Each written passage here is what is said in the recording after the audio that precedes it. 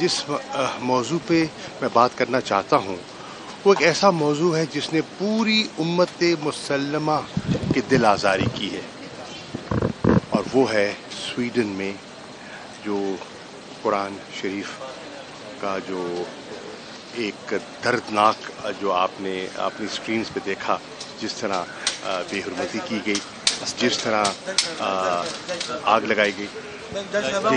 جی mic لے کے آگے جس طرح وہاں قرآن شریف کو جلایا گیا، اس سے پوری عالم اسلام میں ایک اضطراب کی کیفیت ہے۔ آپ کو یاد ہوگا کہ یہ جو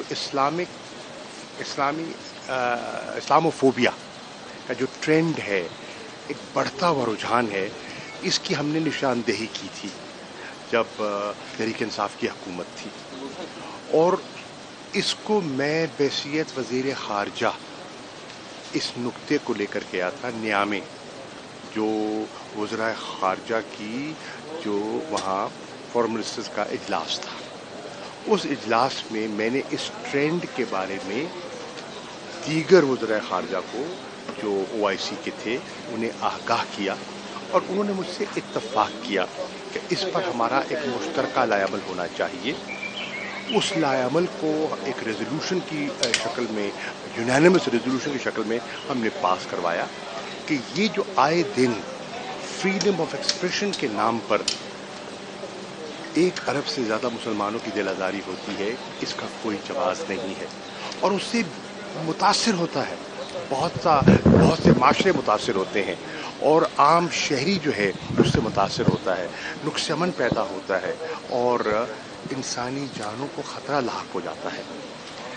معاملہ اقوام متحدہ تک گیا، وہاں کنسنسس بلڈ کرنے کی ہم نے کوشش کی، اور پاکستان نے الحمدللہ اس وقت ایک کلیدی کردار ادا کیا۔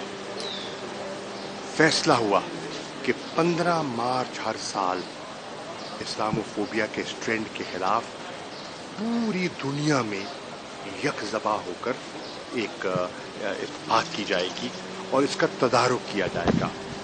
مجھے خوشی ہے کہ OIC کے ہنگامی اجلاس میں اس پر غور و خوض بھی ہوا، ایک مذمتی قرارداد بھی سامنے آئی، لیکن قرارداد جو کہ بہت اہم ہے ناکافی ہے۔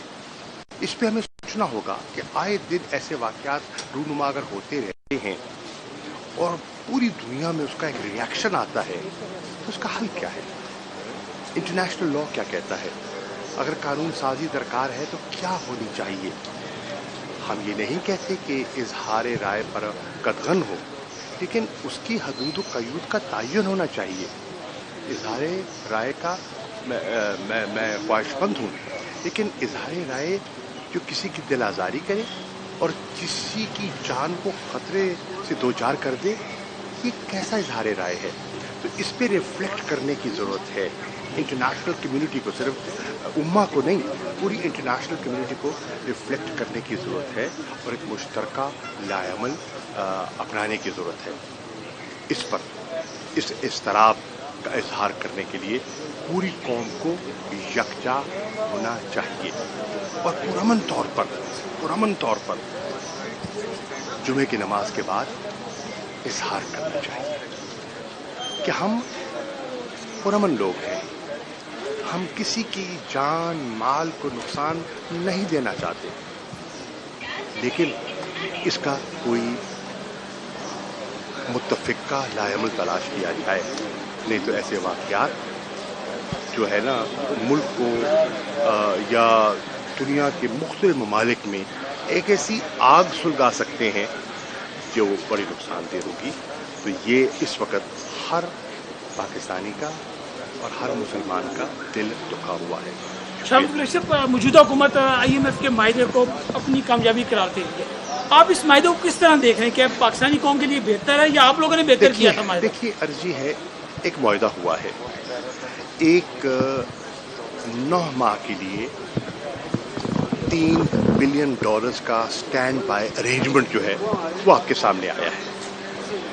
اس سے یہ تو ہوا ہے کہ جو امیڈیٹ ڈیفالٹ کا خطرہ تھا وہ ٹل گیا، اس حد تک یہ اس معاہدے کی افادیت کا احساس بھی ہے، لیکن سوال یہ ہے کیا یہ حل ہے؟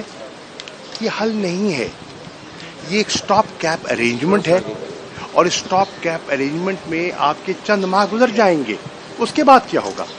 ہمیں اس کا حل تلاش کرنا ہوگا، ہمیں اپنے ہاؤس کو آرڈر کرنا ہوگا، ہمیں جو اکنامک ریسٹرکچرنگ ریکوائرڈ ہے اس کی طرف آگے جانا ہوگا۔ اگر نہیں جائیں گے تو ماضی میں بھی ہم نے کئی معاہدے کیے جن کو پایا تکمیل تک نہ پہنچا سکے، تو یہ ایک اور اس کا شاخسانہ ہوگا۔